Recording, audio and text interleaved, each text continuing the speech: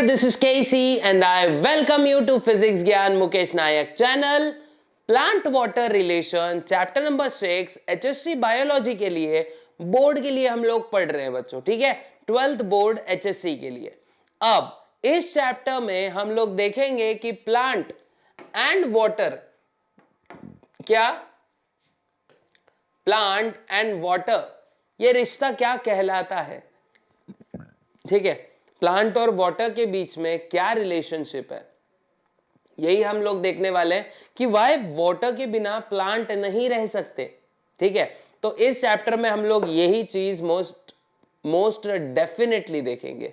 ठीक है, तो अब देखते हैं बच्चों कि कुछ चीजें हम लोग अब प्लांट के बारे में देख लेते हैं कि भाई प्लांट में मेन चीज क्या होती है जो वाटर एब्जॉर्ब करती है। मेरे को बताने की जरूरत नहीं है, लेकिन सभी को पता है, लेकिन फिर भी हम लोग इसको स्टडी कर लेंगे कि सबसे पहले अगर मैं बोलूं तो वाटर जो है ये एलिक्सिर ऑफ लाइफ है। क्या है? वाटर। देखो यहाँ पे सबसे पहले बात कर लेते हैं हम लोग पानी के बारे में और फिर बाद में देखते हैं प्लांट के बारे में। तो मेन ऑर्गन क्या है ये देख लेते हैं। तो सबसे पहले लिखते हैं हमारा वाटर। क्या देखते हैं बच्चों? वाटर। अभी जो वाटर है, आज ब्लू है पानी, पानी है ना, लेकिन पानी तो ब्लू नहीं होता है जस्ट बिकॉज क्योंकि वो कलरलेस होता है और उसको मतलब ब्लू बनाता कौन है? स्काई का रिफ्लेक्शन। ठीक है, तो याद रखना वाटर को हम कहते हैं elixir of life. Elixir of life मतलब ये ऐसा लिक्विड है जो जिसके बिना लाइफ एग्जिस्ट नहीं कर सकती है। अब वाटर की कुछ विशेषताएं होती है, कुछ खूबियां होती हैं बच्चों, जिसकी वजह से क्या होता है, वाटर जो है प्लांट के लिए बहुत ज्यादा इंपॉर्टेंट बन जाता है। तो सबसे पहले बोलेंगे कि वाटर जो है ये बेस्ट सॉल्वेंट होता है। ठीक है, बेस्ट सॉल्वेंट है ना, बेस्ट सॉल्वेंट। वाटर हमारा बहुत अच्छा सॉल्वेंट होता है। बेस्ट रिएक्शन मीडियम होता है बच्चों ये। ठीक है, best reaction, best reaction medium. क्या होता है ये? Best reaction medium for many biochemical reaction या बायोलॉजिकल रिएक्शन। ठीक है, फिर उसके बाद थर्मल रेगुलेटर या फिर थर्मल बफर भी बोल सकते हैं इसको। बेस्ट ये थर्मल बफर होता है। थर्मल बफर मतलब इसका काम क्या होगा बच्चों? टेम्परेचर को रेगुलेट करना। क्या काम होगा? थर्मल बफर मतलब क्या? टेम्परेचर को ये रेगुलेट करेगा। फिर उसके बाद याद रखना है आप लोग ने कि ये इसका हाई हीट ऑफ वेपराइजेशन होता है ना, हाई। थोड़ा सा मार्कर का साइज कम कर लेंगे ताकि जगह पुर जाए अपने को। High heat of vaporization.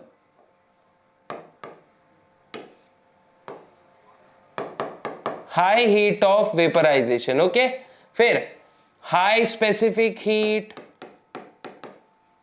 High specific heat. Water की और क्या होती है बच्चों? हाई स्पेसिफिक हीट होती है। फिर हाई हीट ऑफ फ्यूजन होता है। इस वजह से ये सब प्रॉपर्टीज की वजह से वाटर जो है ये बहुत अच्छा एलिक्सिर है लाइफ का। फिर इसका सरफेस टेंशन भी हाई होता है, हाई सरफेस टेंशन है ना, हाई सरफेस टेंशन। अब सरफेस टेंशन के वजह से ये क्या कर सकता है बच्चों? Can rise in capillary tubes, capillaries है ना।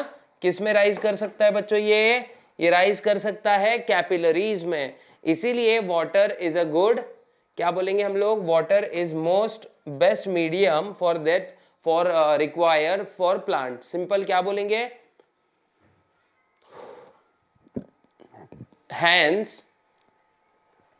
hence we can say water is the best thing या फिर best substance required by all living organism. अब लगभग वाटर जो है प्लांट के सेल में 90 से 95% जो है प्लांट सेल में क्या होता है बच्चों, वाटर मौजूद होता है। ठीक है, वाटर का कंटेंट कितना होता है, 90 से लेके 95%। कितने, 95% in plant cell, in a plant cell, है ना। मतलब कुछ कुछ चीजें होती है ना यार अपने लाइफ में जो बहुत ज्यादा इंपॉर्टेंट होती है।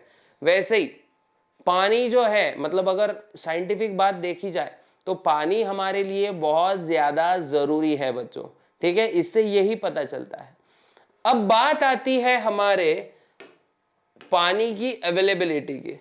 ठीक है, तो अवेलेबिलिटी के हिसाब से पानी जमीन में कौन कौन से टाइप में मौजूद है ये देख लेते। ठीक है, अब देखो वाटर मैं लिख देता हूं यहां पे, वाटर वापस लिख रहा हूं। ठीक है, अब जमीन में बच्चों पानी जो है ये कुछ 4 टाइप्स में मौजूद होता है, या फिर 4 प्रकार के फॉर्म में ये एग्जिस्ट करता है। मेरी आंखों में खुजली शुरू हो गई थी। ठीक है, तो सबसे पहला भाई याद रखना कौन सा, ग्रेविटेशनल वाटर। कौन सा वाटर बच्चों, gravitational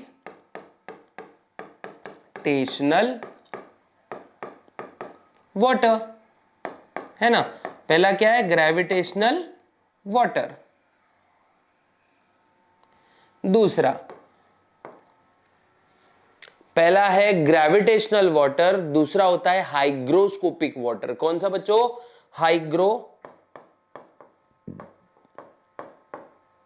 hygroscopic water.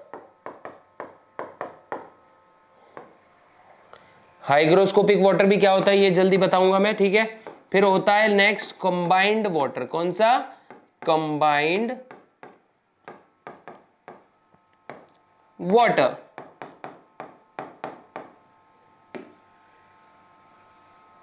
Combined water, और लास्ट में होगा हमारा कैपिलरी वाटर। कैपिलरी वाटर, है ना। अब एक एक करके ये पूरे वाटर को समझने की हम कोशिश करते हैं। ठीक है, अब ये वाटर क्या होते हैं, कैसे होते हैं, इनका फंक्शन क्या होता है, ये सब देख लेते हैं। ठीक है, अब प्लांट वाटर रिलेशन चल रहा है तो पहले वाटर के बारे में ध्यान ले लो, इसको स्क्रीनशॉट ले लो बच्चों। ठीक है, अब देखते हैं बच्चों सिंपल सी बात, ग्रेविटेशनल वाटर। एक नॉर्मल से सीन से इसको समझने की कोशिश करते हैं। ठीक है,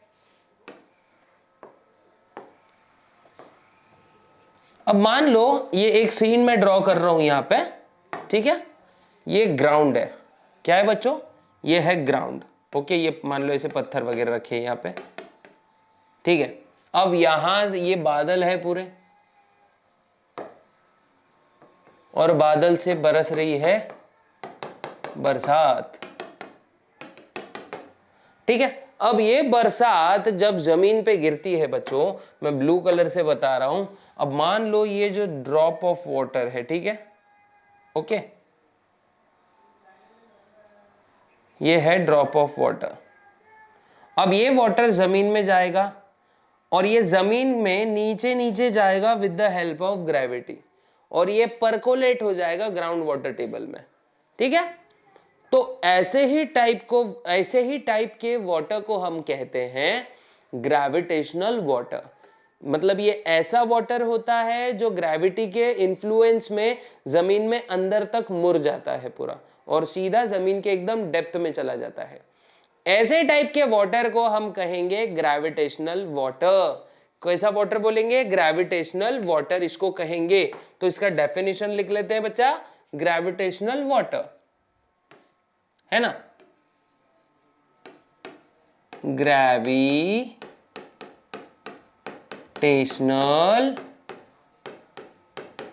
वाटर।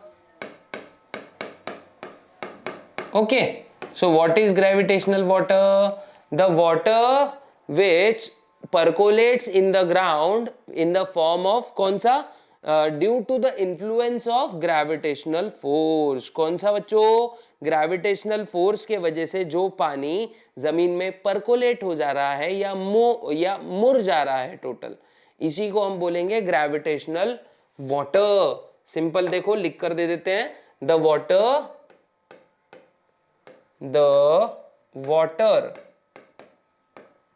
which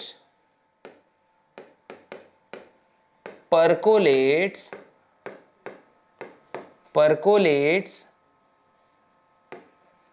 है ना, which percolates in ground under the influence of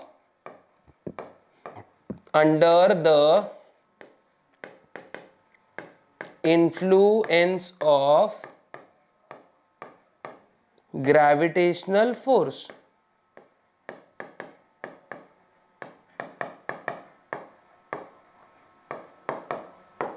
है ना, ग्रेविटेशनल फोर्स के इन्फ्लुएंस में जो वाटर जमीन में मुर जाता है या परकोलेट हो जाता है, इसी को हम कहते हैं हमारा gravitational water.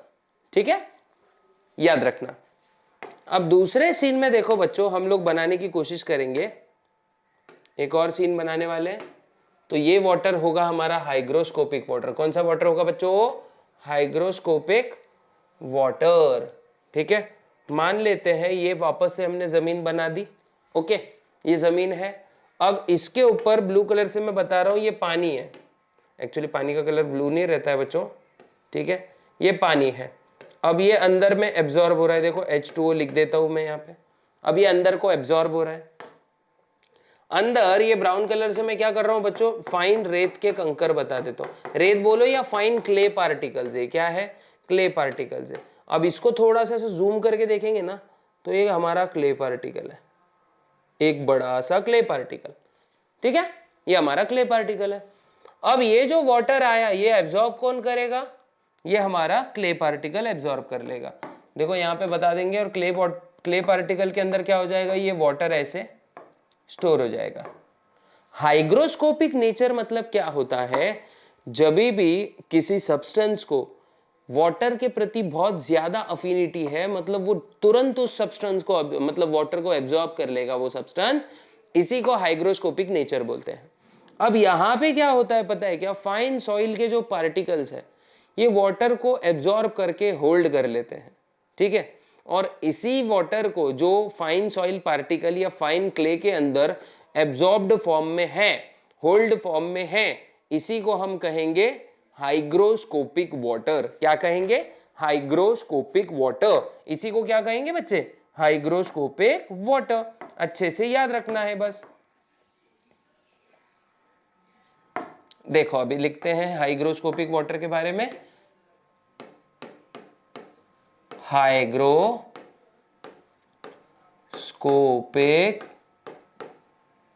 Water. Okay, hygroscopic water देखते हैं। What is mean by hygroscopic water? Water present, अच्छे से लिखते थोड़ा, water present in fine soil particle. Fine soil particle है ना, फाइन सॉइल पार्टिकल्स में जो वाटर प्रेजेंट होता है इज कॉल्ड एज हमारा hygroscopic water. Hygroscopic water. Okay, ऐसा पानी जो फाइन सॉइल पार्टिकल में एब्जॉर्ब्ड फॉर्म में है, इसी को हम कहेंगे, क्या कहेंगे? Hygroscopic water. ठीक है, अब इनमें से रूट्स कौन सा वाटर एब्जॉर्ब कर सकते हैं, ये भी मैं डिस्कस करने वाला हूं। ओके, तो कोई इशू नहीं है ऐसा। इसको बढ़ा देते हैं आगे। अब देखते हैं बच्चों कंबाइंड वाटर। क्या देखते हैं? Combined water. Okay, what is combined water बच्चा? Combined water. देखो जब भी पानी जमीन में जाता है वो वाटर ऑफ क्रिस्टलाइजेशन के फॉर्म में क्या करता है, दूसरे दूसरे एलिमेंट्स के साथ में इंटरैक्ट करता है, जैसे सिलिकॉन, एल्यूमिनियम, इनके साथ ये कंबाइन करता है और उनके हाइड्रेट्स तैयार कर देता है। और ऐसे ही वाटर को हम क्या बोलते हैं, कंबाइंड वाटर, क्योंकि ये दूसरों के साथ में कंबाइन हो रहा है। ठीक है, तो याद रखना है आप लोग ने, what is combined water? The water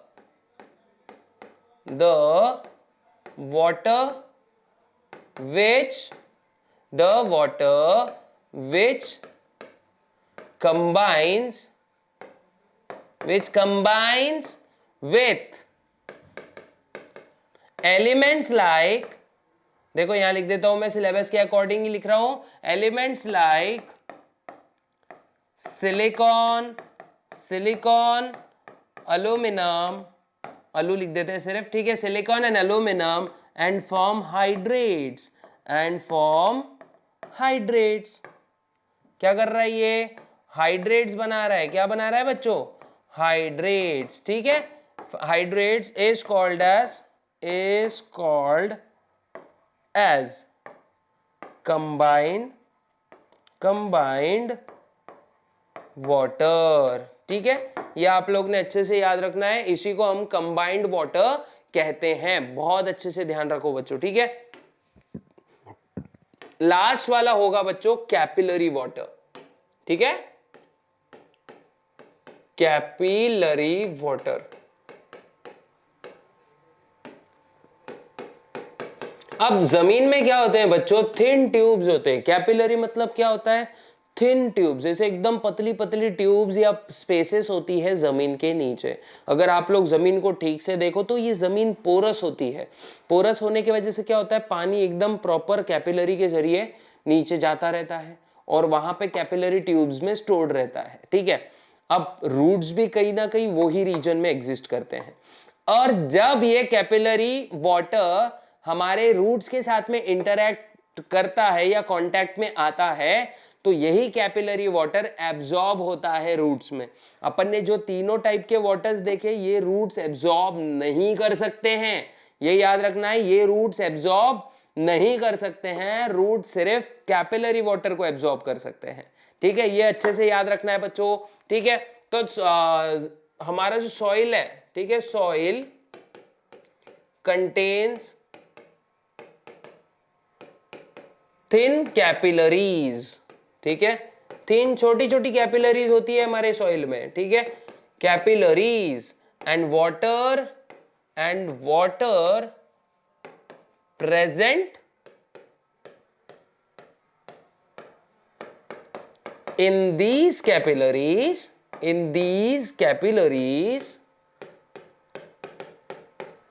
water present in these capillaries is called as, इसी वाटर को क्या बोलेंगे, is called as capillary water. Okay, capillary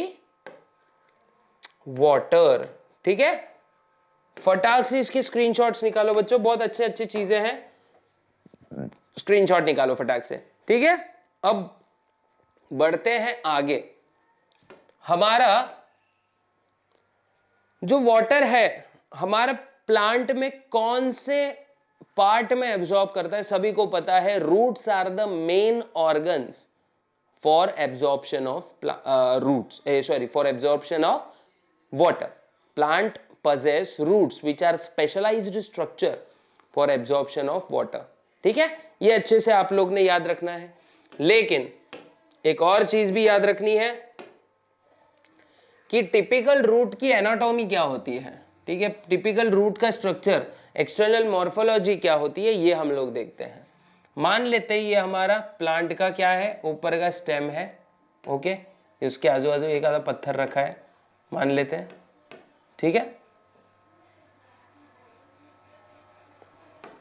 ये हमारा रॉक है और ये इसके नीचे इसका रूट है। ओके, अब बच्चों अलग अलग रीजन बनाने वाला हूं मैं, तो दिल थाम के बैठिएगा।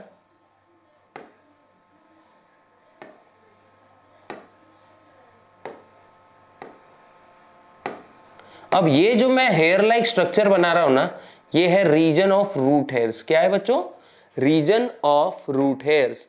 दिख रहा है ना, ये आपको रूट हेयर्स दिखेंगे यहाँ पे, ठीक है। फिर उसके बाद जो रीजन बनाऊंगा ये है जोन ऑफ इलोंगेशन। इसका मैं थोड़ा सा डिफरेंट बनाऊंगा स्ट्रक्चर, ओके।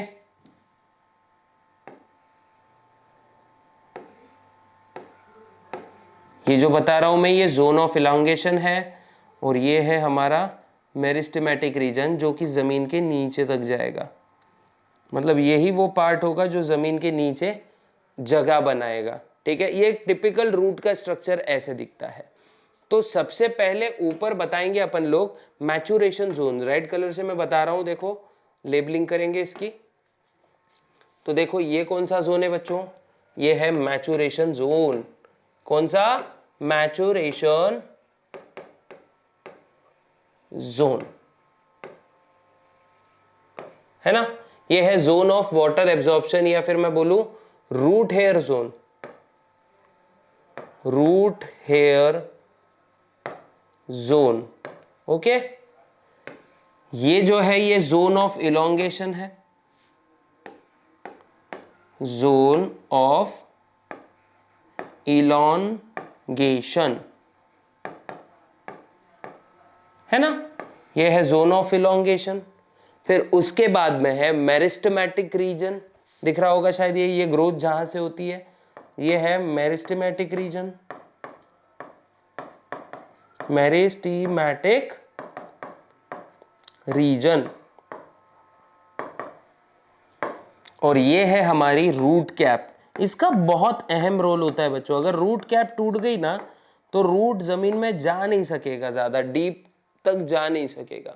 और अगर रूट जमीन तक जा नहीं पाएगा तो फिर आगे उसका मतलब जिंदगी पूरा खतरे में है, ठीक है। ये अच्छे से आप लोग ने याद रखना है। तो एक टिपिकल रूट का स्ट्रक्चर ऐसे होता है, ठीक है। इसके अंदर होता है जाइलेम ज्यादा, जो कि पानी को तुरंत एब्जॉर्ब, मतलब जो कि पानी को कैरी करेगा अपवर्ड पार्ट्स तक, ठीक है। ये आप लोग को याद रखना है। अब यहां पे देखो आपको रूट हेयर्स मिलेंगे देखने को, root hairs, okay. Root hairs आपको देखने को मिलेंगे। और ये रूट हेयर्स होते क्या है, ठीक है। ये सिंपल यूनिसेल्युलर स्ट्रक्चर्स होते हैं। सबसे पहले ये याद रखना है आप लोग ने कि ये क्या होंगे बच्चों? ये होंगे यूनिसेल्युलर स्ट्रक्चर्स। यहां पे जैसे मैं बना रहा हूं, ओके। ये देखो ये साइटोप्लाज्मिक एक्सटेंशन रहेंगे, दिख रहा है ना, ये है साइटोप्लाज्मिक एक्सटेंशन। और ये सबसे ज्यादा अहम रोल प्ले करते हैं किसी भी प्लांट में वाटर एब्जॉर्ब करने के लिए, ठीक है। इनका वैक्यूल बहुत बड़ा होता है बच्चों। क्या बड़ा होता है? वैक्यूल जो होता है ना, इनमें जो एम्प्टी स्पेस है ये अच्छी खासी बड़ी होती है। और साइटोप्लाज्म बड़ा सा छोटा होता है, मतलब बहुत ही पतला सा साइटोप्लाज्म होता है, ठीक है। साइटोप्लाज्म बहुत पतला होता है। इसेंट्रिक न्यूक्लियस होगा, जैसे मैं यहाँ पे थोड़ा सा इसे डार्क कलर से बता देता हूँ, ठीक है। ये हमारा न्यूक्लियस है और ये साइटोप्लाज्म है आजू बाजू, ठीक है। ये है large centrally placed vacuole, okay. ये वैक्यूल है, ये न्यूक्लियस है। रूट हेयर्स क्या करते हैं? किसी भी प्लांट का सरफेस एरिया बढ़ा देते हैं। क्या करते हैं? सरफेस एरिया बढ़ा देते हैं किसी भी प्लांट का, ठीक है। उसके बाद में ये जो ब्लैक कलर के स्पॉट्स मैंने बता रहा हूं यहां पे मैं, ये बच्चों ये है इनके माइटोकॉन्ड्रियाज। क्या है? माइटोकॉन्ड्रिया। क्या है बचवा? ये माइटोकॉन्ड्रिया। और एक पर्टिकुलर रूट हेयर ऐसा दिखता है। अब रूट हेयर का काम क्या होता है? स्ट्रक्चर ऑफ रूट हेयर अगर मैं बोलूं तो ये 1 से लेके 10 मिलीमीटर्स तक लॉन्ग हो सकते हैं, ठीक है। हम इसका क्या करते हैं, धीरे धीरे इसका डिस्क्रिप्शन लिख लेते हैं। डायग्राम रखते हैं यहां पे और डिस्क्रिप्शन लिख देते हैं अभी। सबसे पहले रूट हेयर साइज कितनी होती है? 1 से लेके 10 मिलीमीटर तक। उसके बाद आप लोग ने याद रखना है थिन साइटोप्लाज्म होता है। थिन साइटोप्लाज्म बहुत बड़ा न्यूक्लियस होता है, सॉरी बहुत बड़ा वैक्यूल होता है, लार्ज वैक्यूल। अब ये वैक्यूल की जरूरत क्यों है बच्चों, लार्ज वैक्यूल, क्योंकि ये पानी स्टोर कर सकता है फिर, ठीक है, large vacuole, okay, large vacuole. फिर उसके बाद इसका काम क्या होता है बच्चों, वेरी डेलिकेट और कलरलेस होता है, आप लोग ने ये भी याद रखना है, colourless, very delicate, very delicate, कैसा होता है ये, बहुत ज्यादा नाजुक होता है, बहुत ज्यादा नाजुक होता है, कलरलेस भी होता है, ठीक है। फिर शॉर्ट लिव्ड होता है बच्चों, कैसे याद रखना है, शॉर्ट लिव्ड, इसकी जिंदगी बहुत छोटी होती है तो इसीलिए इसको बोलेंगे शॉर्ट लिव्ड। शॉर्ट लिव्ड को ही क्या बोलते हैं हम लोग, एफीमेरल, एफीमेरल, क्या कहेंगे बच्चों इसको, एफीमेरल होते हैं ये, ठीक है, अच्छे से याद रखना है, बहुत अच्छे से याद रखना है।